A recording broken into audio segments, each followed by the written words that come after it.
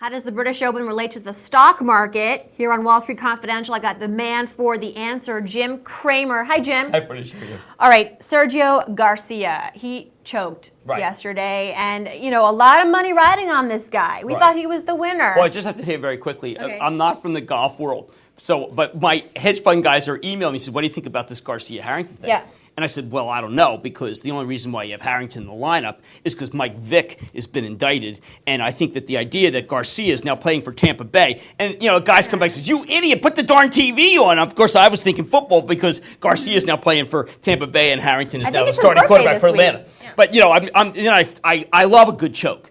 I love a good choke because what it reminds you is that everybody can choke. Sure. And I frankly feel great about it because I've choked.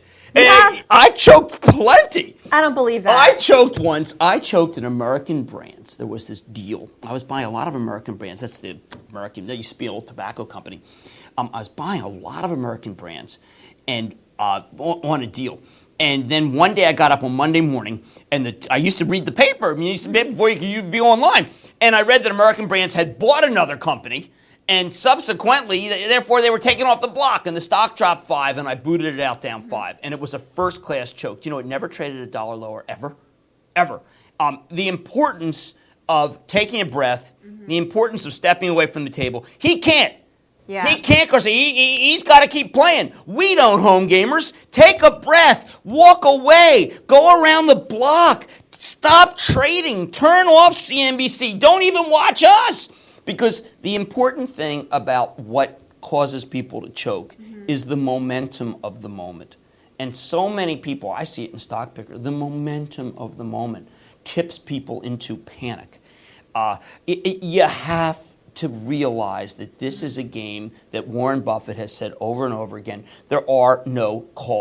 there's no called strikes here. Using the analogy of baseball, again, you're at the plate. You have no choice. The ball's coming in. And, they're going to call it if you don't swing, and they're going to call it if you swing. You're going to be out if you swing. These do not apply. I guess what I'm saying is don't let the sports metaphor of what happened in the British Open apply. Don't let it happen to you.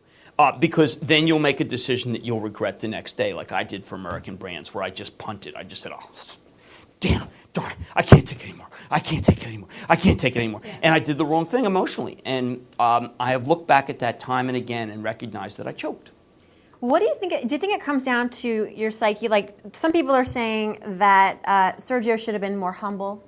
He got a little too pompous. He got a little too confident. Well, anybody who's overconfident in this game this is a game. My friend Wheat Pote, who ran Goldman International, I taught him. I used to teach at Goldman. I used to teach new brokers. I used to do hiring. And one of the things that he told me years later was, he said, the one thing you forgot to teach me was humility. You forgot to tell me that the market makes you humble on a daily basis. Golf doesn't make you humble on a daily basis unless you're cocky. Anybody who's cocky about stocks, give the money to someone else, because you will be humbled and you will lose a lot of money. All right, Jim Cramer says, don't be cocky about stocks. Thank you. You're watching Wall Street Confidential. Stay with us.